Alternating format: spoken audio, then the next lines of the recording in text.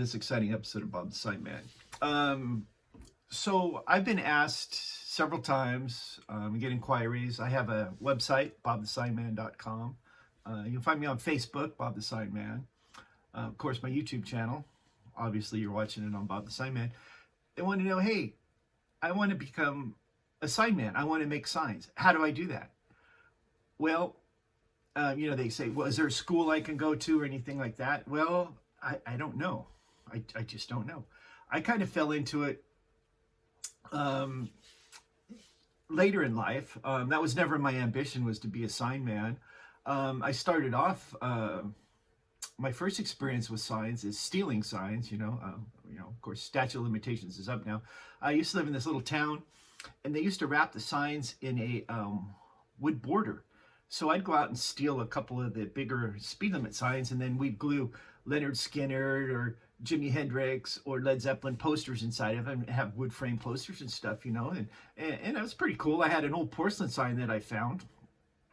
I found it. It was on top of a post somewhere, just sitting there alongside the road. It was an old porcelain sign. I still have it today. That thing's, I've probably had it for 50 years now. 45 years. So, then I out of high school, I took graphic arts in high school, and I used to print the newspaper and stuff. I was kind of interested in graphic arts and stuff like that. So then I went to work Pepsi-Cola, worked in the shop there. I worked on vending machines and stuff like that. Then I went on driving beer trucks, and, I thought, well, move up a little bit. Then I started driving gasoline tankers, in the Bay Area in Northern California. Oh boy. So, my brother had worked for the county for a while. And he said, why don't you come work for the county? And I said, I can't afford it. I was making more money than they were. So eventually, I decided to come to work for the county. Here I am, 46 years old, changing careers. And so I come to work for the county in like 2006, and I still had to keep my job as a tanker driver on the weekends because I took a big pay cut. I think I started making like $18 an hour back in 2006. That kind of was quite a bit. So, I was working on the road crews, and I liked it. I liked the county, great benefits and everything.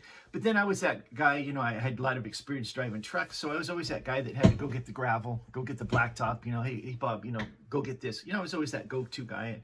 And, I liked the job. It was fun. And I thought, it's got to be more than just going and be the go-get guy, Bobby get this, Bobby get that, So, there was a sign guy there, and he was going to retire soon. And we were in a meeting one day, and the boss at the time, said, hey, so-and-so is going to be retiring. Anybody interested in the position? There I am. So I put my hand up right away, and my foreman that I was looking for kind of gives me that look like, what?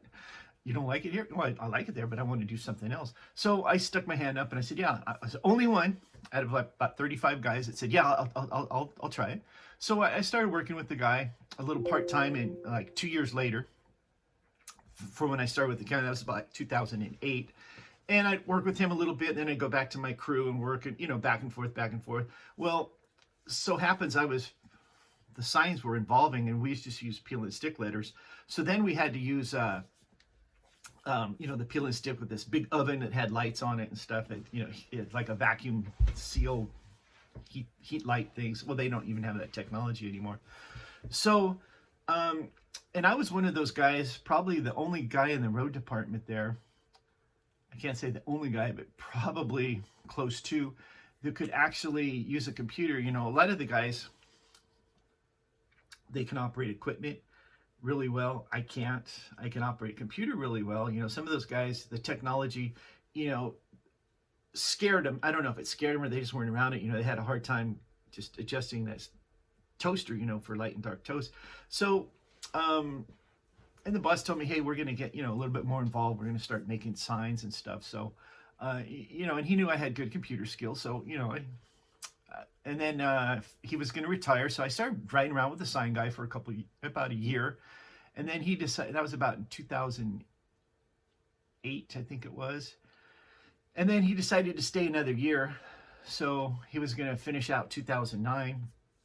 I think it was about 2009. So I rode with him, here and there. And then they put the job up, anybody interested in the job. This whole time in the 2 years that I was working part-time with the guy, nobody ever wanted to do it. So then they put the job out to bid.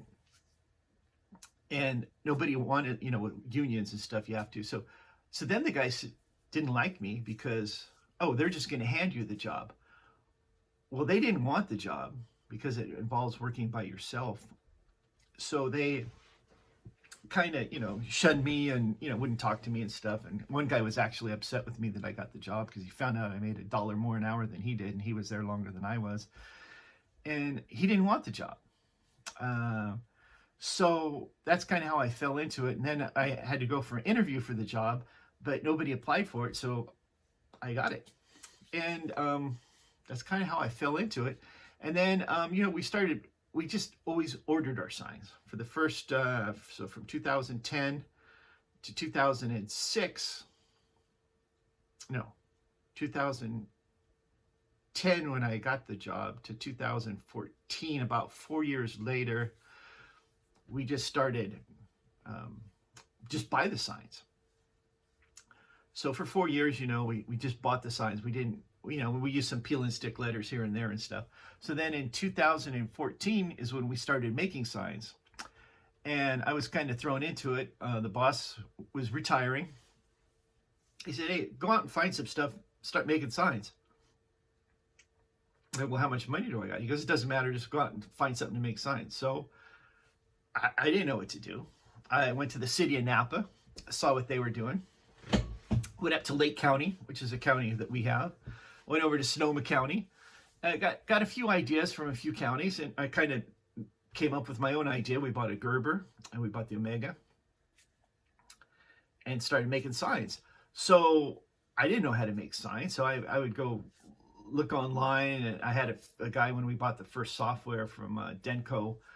He came to show me how to do stuff. Well, I didn't know how to make any signs, so I just learned, YouTube, trial and error, I guess you'd say.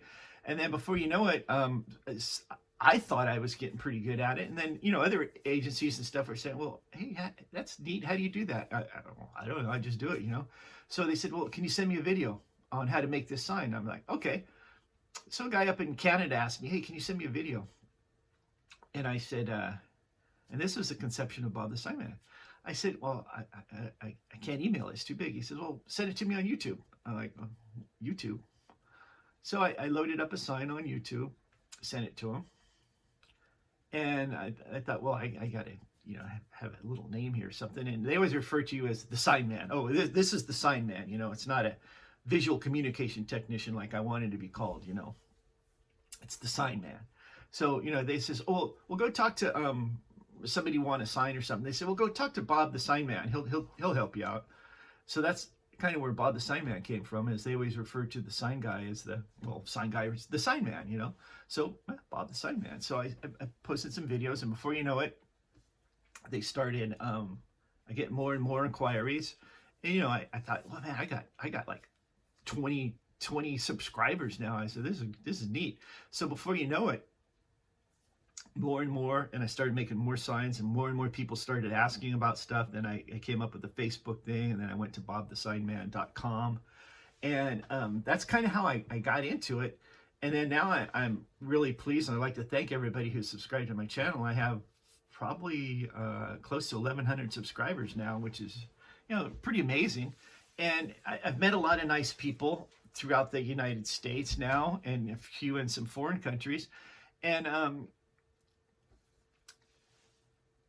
I've learned a lot, and I'm trading ideas. It's kind of like this networking thing, I've kept in touch with some people now, and we trade ideas, so it's kind of worked out good for the county. We're getting some nice exposure, and I'm getting to learn things and networking and stuff, so it's worked out good. So that's kind of how I became a sign man. I didn't come to work at the county saying, oh, I'm going to be the sign man, or that was my life's ambition. It just kind of fell into something that I really has always been kind of interested in. Being creative with your hands, using your mind, computer skills, and various things like that.